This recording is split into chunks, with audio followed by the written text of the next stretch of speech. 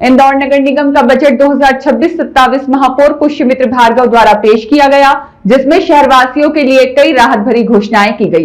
इस बजट में न तो कोई नया कर लगाया गया है और न ही किसी कर में बढ़ोतरी की गई है। महापौर पुष्यमित्र भार्गव ने कहा कि इसी आधार पर इंदौर को आत्मनिर्भर बनाकर विशेष रूप से पानी की सप्लाई को सशक्त करने का प्रावधान इस बजट में किया गया है। हालांकि बजट शुरू होने से पहले ही परिसर में हंगामा देखने को मिला। जिस वक्त महापौर पुष्यमित्र भार्गव शोक प्रस्ताव पढ़ रहे थे, तभी दर्शक दीर्घा में बैठे लोगों ने भागीरथपुरा में दूषित जल से मृतकों के पोस्टर लहराते हुए नारेबाजी शुरू कर दी। इस पर भाजपा पार्षदों ने आरोप लगाया कि दर्शक दीर्घा में कांग्रेस समर्थक मौजूद थे, जिन्होंने जानबूझकर हंगामा किया। महापौर पुष्यमित्र भार्गव ने कहा, भागीरथपुरा की घटना दुखद है, लेकिन विपक्ष के इशारे पर हंगामा किया गया।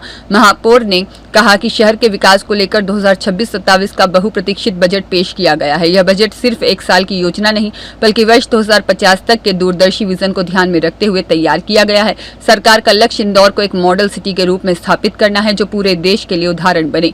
देश के प्रधानमंत्री नरेंद्र मोदी के विकसित भारत के संकल्प और मध्य प्रदेश के मुख्यमंत्री डॉक्टर मोहन यादव के अभ्युदय मध्य प्रदेश के विजन को आगे बढ़ाते हुए इस बजट को समग्र दृष्टिकोण के साथ पेश किया गया है। उन्होंने कहा कि करीब 8,450 करोड़ रुपए के इस बजट में इंदौर के बुनियादी ढांचे को मजबूत करने पर विशेष जोर दिया गया है। वर्ष 2050 तक शहर में पानी की निर्बाध आपूर्ति सुनिश्चित करने की योजना बनाई गई है। वहीं सीवर मैनेजमेंट को आधुनिक बनाने के लिए भी नए STP निर्माण का भी प्रावधान किया गया है। वहीं नेता प्रतिपक्ष चिंटू चोकसे ने कहा कि यह बजट बिल्कुल भी सही नहीं है। जिस तरीके से 2026-27 का बजट पेश किया गया, वह अभी तक का सबसे खोखला और निराशाजनक बजट है। इसके पिछले साल का बजट 8,000 करोड़ रुपए से ज्यादा था, जब नगर निगम के पास सभी संसाधन, सारी आय मिलाकर 2400 करोड़ रुपए थी। 30% था, और जब नगर निगम को पता है कि आपके पास 30% की वित्तीय स्थिति है, तो कैसे 8,500 करोड़ का बजट लाए हैं।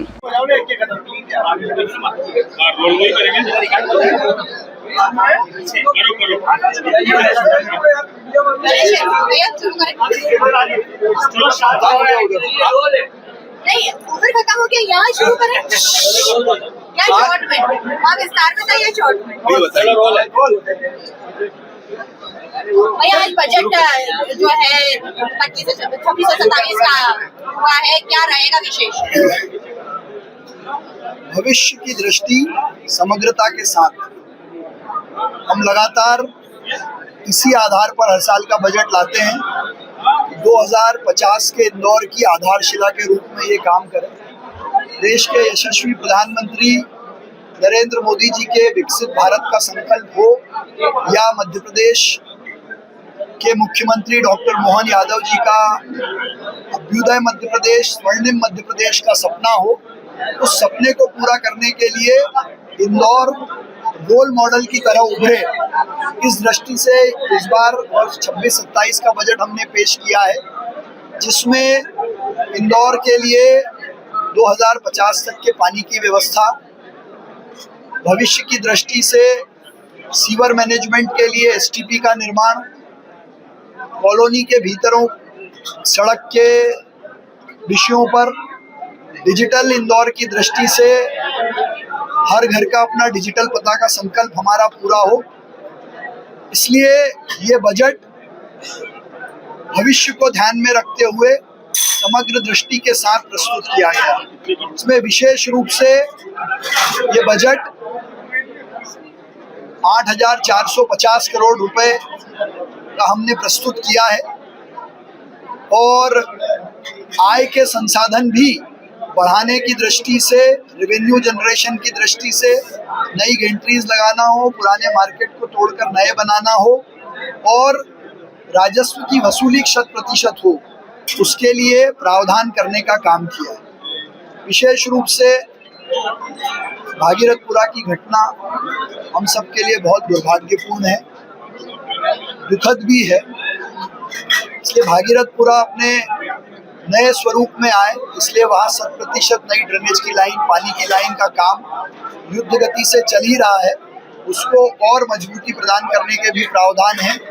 साथ ही जिन परिवारों में हमारे नागरिक दिवंगत हुए हैं, उन परिवारों के प्राथमिक सदस्यों को पात्रता के अनुरूप आउटसोर्स से नौकरी देने का प्रावधान भी किया है।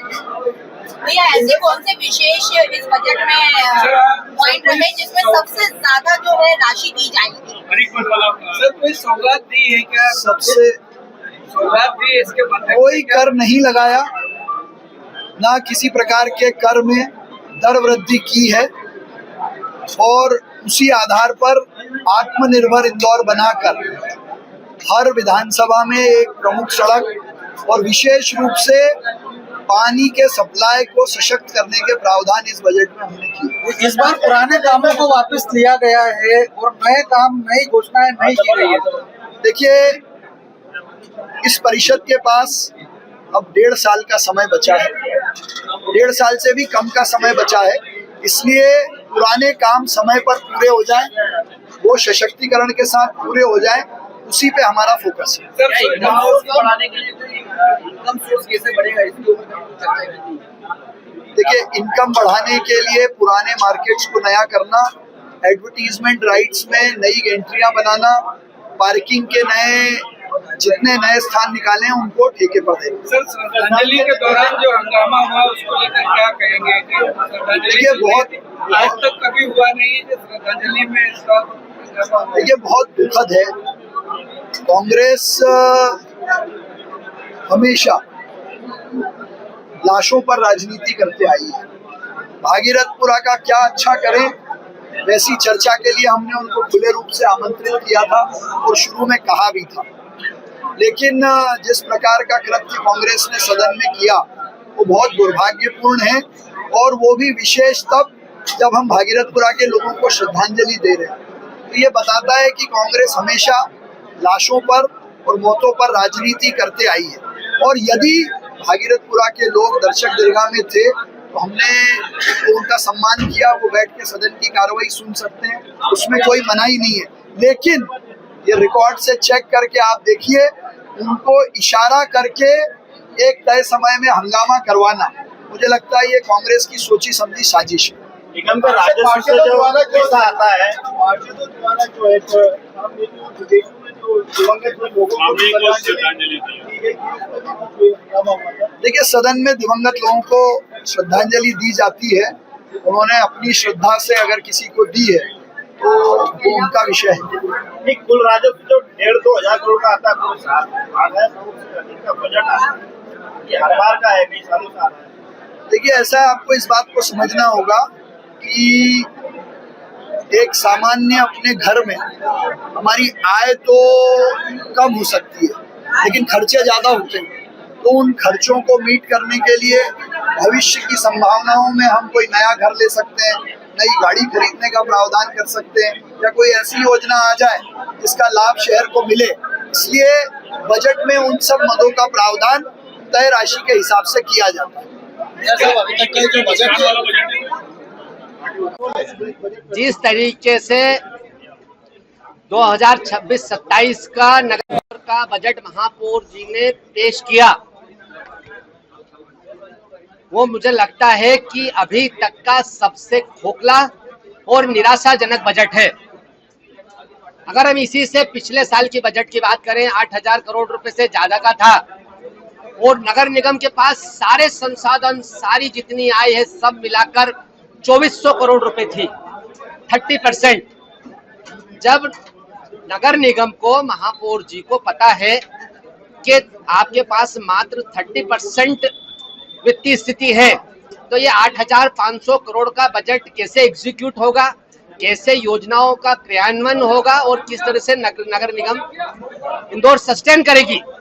और जिस दुर्भाग्य की बात है कि जिस तरीके से बीते 3.5 सालों में ये चौथा बजट पेश करा महापौर जी ने, नवाचार के माध्यम से आत्मनिर्भर नगर निगम, आत्मनिर्भर, मेरे को तो आत्मनिर्भर से डर लगने लग गया कि अगर 2000 करोड़ के कर्जे में नगर निगम हो, उसको आत्मनिर्भर नगर निगम बोलेंगे, तो ये सोचने का विषय है। और जिस तरीके से इंदौर शहर में सड़कों का जाल बनाने की बात हुई, चारों तरफ गड्ढे ही गड्ढे हैं, अधूरी सड़कें हैं, अधूरे चौराहे हैं, यातायात अव्यवस्थित है, गंदा पानी पीने को जनता मजबूर है, ठेकेदारों को पैसे नहीं मिल रहे, अंदर की गलियों में भी, वार्डों में सबके अधूरे काम पड़े हैं। ये है महापौर जी का 8,500 करोड़ का बजट, ये है नवाचार। और इसी के साथ साथ जिस तरीके से भागीरथपुर में दूषित जल पीने से ये भारतीय जनता पार्टी की हत्यारी परिषद और हत्यारे महापौर ने 36 लोगों की जान ली। बेलेश्वर धाम की घटना से हमने सबक नहीं सीखा। जब एक बावड़ी में गिरने से 36 लोगों की मौत हुई थी, उसके बाद आज दिनांक तक लगभग 80 से ज्यादा मौतें नगर निगम की नाकामी के कारण, लापरवाही के कारण हो गई है। नगर निगम का नैतिक दायित्व था कि जिससे 2 साल पहले महापौर जी के पास एक प्रस्ताव पास होने आया, तो 1.5-2 साल तक क्यों लिंगर ऑन करा, क्यों साइन नहीं करी और क्यों भागीरथपुरा में लाइन नहीं डली। अगर लाइन डल चुकी होती तो आज ये स्थिति निर्मित नहीं होती। तो ये खोखले और झूठे सपने दिखाने वाला बजट है।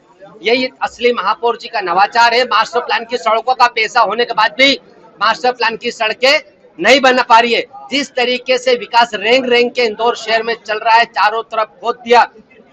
अगर सुनियोजित विकास अगर इंदौर में होता तो इंदौर शहर की जनता पिछले 4 साल